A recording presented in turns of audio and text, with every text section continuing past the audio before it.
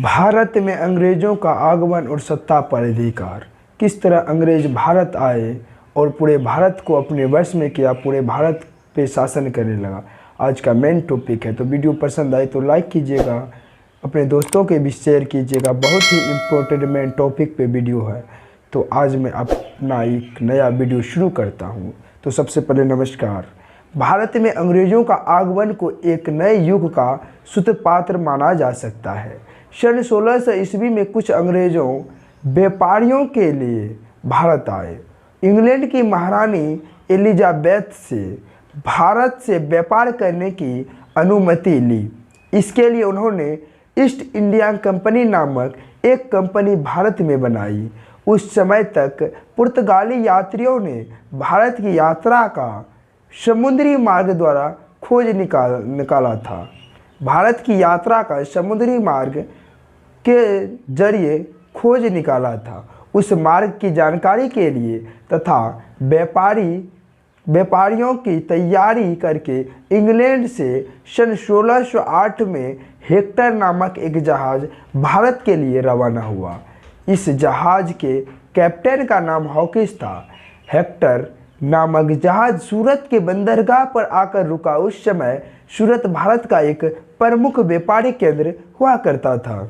उस समय भारत पर मुगल बादशाह जहांगीर का शासन था।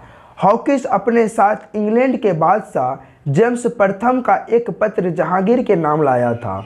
उसने जहांगीर के राज दरबार में स्वयं जाकर राजपूत के रूप में पेश किया तथा घुटनों के बल झुककर उसने बादशाह जहांगीर को सलाम किया। चूँकि वह इंग्लैंड के सम्राट का राजदूत बनकर आया था, इसीलिए जहांगीर ने भारतीय परंपरा के अनुरूप अतिथि का विशेष स्वागत किया तथा उसे सम्मान दिया।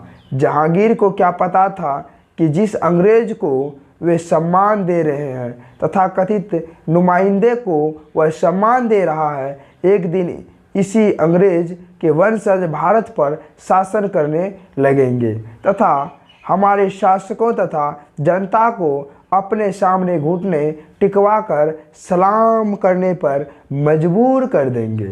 उस समय तक पुर्तगाली कालीकट में अपना डेरा जमा चुके थे तथा भारत में व्यापार कर रहे थे। व्यापार करने तो हॉकिंस भी आया था। उसने अपने प्रति जहांगीर की सह्रद तथा उदार व्यवहार को देखकर अवसर का पूरा लाभ उठाया। हॉकिंस ने जहांगीर को पुर्तगालियों के खिलाफ भड़काया तथा जहांगीर से कुछ विशेष सुविधाएं तथा अधिकार प्राप्त कर लिए। उसने इस कृपा के लिए बदले में अपने सैनिक शक्ति बढ़ाया, पुर्तगालियों के जहाज़ों को लूटा, सूरत में उनके व्यापारों को भी ठप करने के कई उपाय दिए तथा फिर इस तरह 6 फरवरी सन 1663 को बादशाह जहांगीर से एक शाही फरमान जारी करवा लिया कि अंग्रेज़ों को सूरत में कारखाना बनाकर दे और व्यापार करने का इजाज़त भी दिया जाए। इसी के साथ जहांगीर ने यह इजाज़त भी दे दी कि उसके राज दरबार में इंग्लैंड का एक राजदूत रह सकता है। इसके फलस्वरूप सर टॉमस रो सन 1615 में राजपूत बनकर भारत आया। उसके प्रयासों से सन 1616 में अंग्रेज़ों को कालीकट तथा मछलीपट्टनम में कोठियाँ बनाने की अनुमति प्राप्त हो गई। शाहजहाँ के शासनकाल में सन 1634 में अंग्रेज़ों ने शाहजहाँ से कहकर कलकत्ते से पुर्तगालियों को हटाकर केवल स्वयं व्यापार करने की अनुमति ले ली। उस समय तक हुगली के बंदरगाह तक अपने जहाज़ लाने पर अंग्रेज़ों को भी चुंगी देनी पड़ती थी, किंतु शाहजहाँ की एक पुत्री का इलाज करने वाले अंग्रेज डॉक्टर ने हुगली में जहाज़ लाने तथा माल की चुंगी चुकाना क्षमा करवा लिया। औरंगजेब के शासनकाल में एक बार फिर पुर्तगालियों का प्रभाव बढ़ चुका था। मुंबई का टापू उनके अधिकार में था। सन 1661 में इंग्लैंड के सम्राट को यह टापू पुर्तगालियों से दहेज में मिल गया था। बाद में सन 1668 में इस टापू को ईस्ट इंडिया कंपनी ने इंग्लैंड के सम्राट से खरीद लिया। इसके पश्चात अंग्रेज़ों ने इस मुंबई टीपू को अपने किले में भी करवा लिया। सन 1664 में ईस्ट इंडिया कंपनी की इसी तरह भारत में व्यापार करने के लिए फ्रांसीसियों का एक कंपनी आई।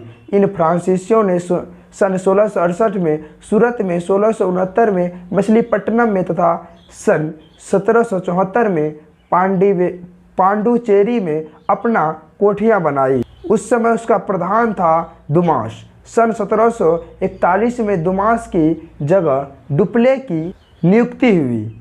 लिखा है, डुप्ले एक अत्यंत योग्य तथा चतुर सेनापति था। उसके पूर्वाधिकारी दुमास को मुगल शासक के द्वारा नवाब का खिताब मिला हुआ था। इसीलिए जब डुप्ले आया तो उसने स्वयं भी अपने को नवाब डुप्ले कहना शुरू कर दिया। डुप्ले पहला यूरोपीय निवासी था जिसके मन में भारत के अंदर यूरोपीय साम्राज्य कायम करने की इच्छा उत्पन्न हुई। डुप्ले को भारतवासियों से कुछ खास कमजोरियां नजर आई जिनसे उसने पूरा लाभ उठाया। एक यह कि भारत के विभिन्न नरेशों की इस समय की आपसी ईर्ष्या, प्रतिस्पर्धा तथा लड़ाइयों के दिनों में विदेशियों के लिए कभी दूसरे का पक्ष लेकर धीरे धीरे अपना बल बढ़ा रहे थे।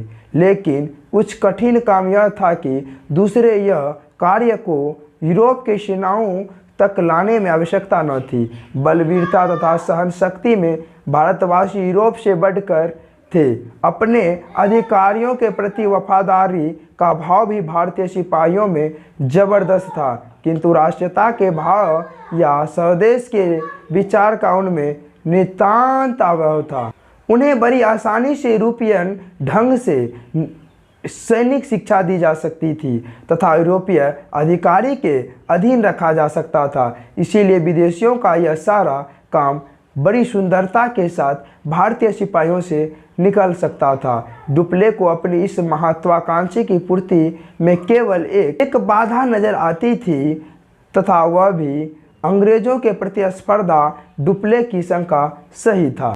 अंग्रेजों की निगाहें भारत के खजाने पर था तथा यहाँ शासन करने पर लगी हुई थी। इसका एक प्रमाण यह मिलता है कि सन 1746 में कर्नल स्मिथ नामक अंग्रेज ने जर्मनी के साथ मिलकर बंगाल, बिहार तथा उड़ीसा पर विजय करने लगा। उन्हें लूटने की एक योजना गुप्तचर तैयार करके यूरोप भेजी थी। उसने योजना में कर्नल स्मिथ ने लिखा था, मुगल साम्राज्य सोने तथा चांदी से लबालब भरा हुआ है। यह साम्राज्य सदा से निर्मल तथा असुरक्षित रहा है। बड़े आश्चर्य की बात है कि आज तक यूरोप के किसी बादशाह ने जिसके पास जल सेना है बंगाल फतह करने की कोशिश नहीं की। एक ही हमले में अनंत धन प्राप्त किया जा सकता है जिसे ब्राज़ील तथा पेरू और दक्षिण अमेरिका की सोने की खाने भी मात पड़ जाएगी।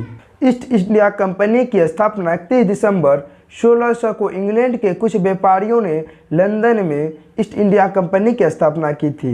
इंग्लैंड के महारानी एलिजाबेथ प्रथम ने इस कंपनी को 15 वर्षों के लिए पूर्व एशिया के देशों के साथ व्यापार करने का एकाधिकार दिया।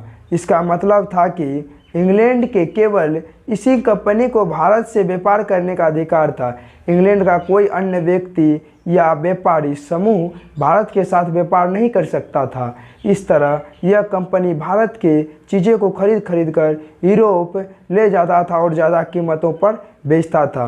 तो इंग्लैंड से इस तरह अंग्रेज भारत पे आए और भारत को अपने कब्जे में किया और भारत पे शासन करने लगे। आज का मेन टॉपिक था। फिर इसी टॉपिक का दूसरा वीडियो पार्ट 2 बहुत जल्द आएगा। आप लोगों को यह वीडियो अगर पसंद आए तो लाइक कीजिएगा, अपने दोस्तों के भी शेयर कीजिएगा और चैनल पर नए हैं तो चैनल को सब्सक्राइब कीजिएगा। तब तक आप लोग अपने स्वास्थ्य का ख्याल रखिए। फिर मिलते हैं एक नई वीडियो के साथ। धन्यवाद।